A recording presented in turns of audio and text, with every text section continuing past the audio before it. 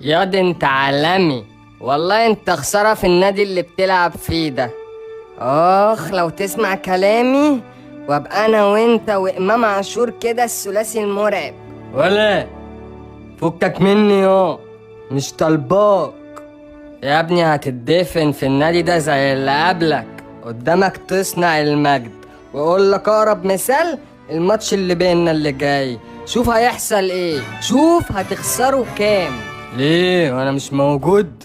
انت فاكرني اسكت انت لوحدك يا عالمي، انما احنا كلنا ابطال.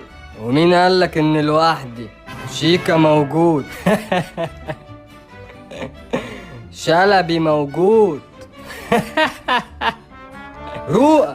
وروقة كمان موجود والله ما قادر انت بتضحك على ايه يا عم انت؟ وانا بقول